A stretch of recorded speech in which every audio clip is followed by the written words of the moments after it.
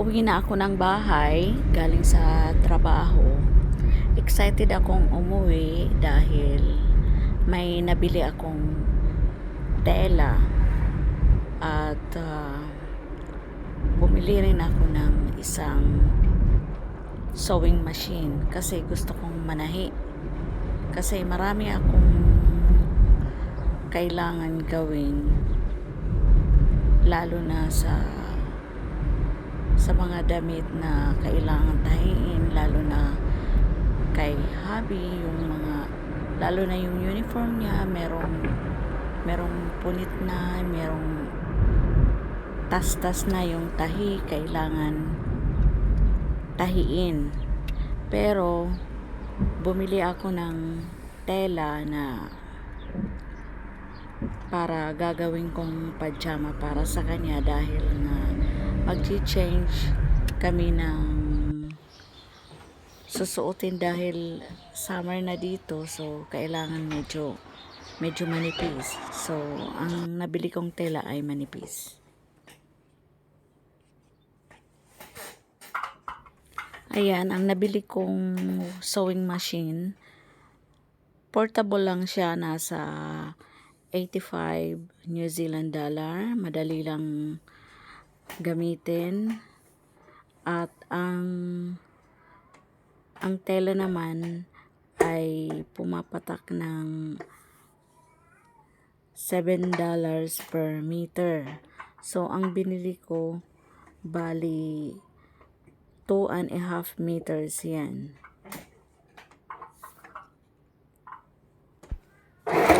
Bilang may bahay, hindi naman po pwede na ang alam natin ay magluto. Siyempre, malinis. Kailangan alam din natin manahi. Sa totoo lang, ang pananahi ay talagang hindi ko naman sa bangko.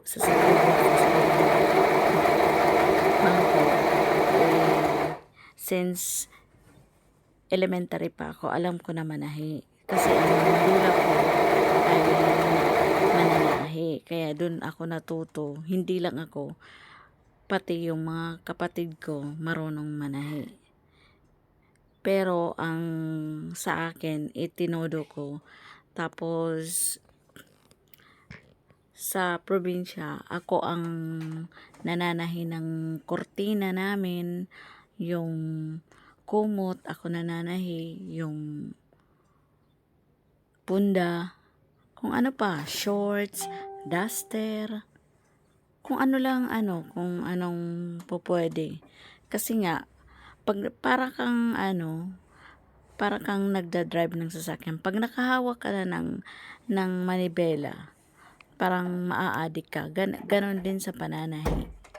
Pag nakahawak ka na ng sewing machine, pag nakaupo ka na, todo-todo na yan, dire-diretso na yan. Hindi ka pa makakaranas ng gutom. Kaya mostly nga ng mga mananahi ay may sakit na ulcer kasi imbis na, kasi may mga hinahabol na oras, kaya nakakalimutan na lang hanap ng pagkain. At hindi yan alam ni hubby na mananahi ako. At saka hindi rin niya alam na bumili ako ng sewing machine. Kasi nung dumating ako sa bahay, tinago ko na yan. Kasi baka mamaya anong sabihin ni hubby, hindi ko alam. Kaya nung umalis siya, punta ng trabaho, nilabas ko na, at yan, nag-start na ako manahi. Kasi one time, may nakita akong isang uniform ni hubby na punit-punit na. Hindi ko alam kung anong gagawin ko kasi hindi na nakaya yan ng yung manual, yung karayom. Hindi nakakayanin yan. So, kailangan anuhan mo yan, bali tahian mo yan, yung parang, ano ba ang tawag doon? Tatakipan mo yun tatakipan mo yung another tela. Yun. Kaya, nagpursige din ako na makabili ng sewing machine. At ang isa pa, nakita ko pa ako sa kanya, yung pants niya, ano na, tas-tas na yung bewang. Anong una, ginamitan ko na yan ng ipagkakahit. Wala, ganun pa rin. Hindi pa rin sapat. Kaya ang ginawa ko,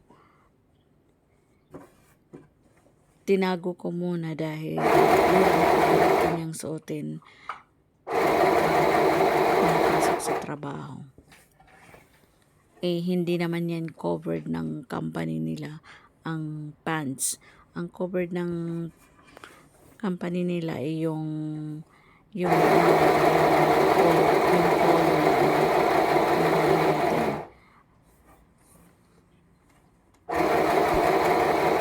tapos kulang pa siya ng pants, yung short pants, kasi lalo na ngayon summer, kailangan naka pants yung hanggang sa pagbabago kasi mainit.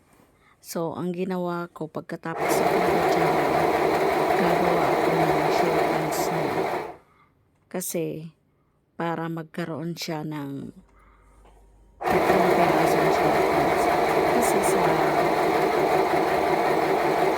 sa shopping center, ang nakita ko, mahal siya. Ikumpara, kung bibili ako ng tela, ang tela nasa $4 lang Binili ko, bali 2 meters. Kasi may allowance siya. Kailangan 2 meters. So, magkano lang yun? $8. Plus yung sinulid ko. Parang nakamura na rin ako. Kesa naman tag $30 ang isang short pants. Hindi pa maganda ang tela. Kaya ayun. Kaya advantage na rin na marunong akong manahi. Thank you for watching. Salamat ulit. Sana wag kayong magsawa.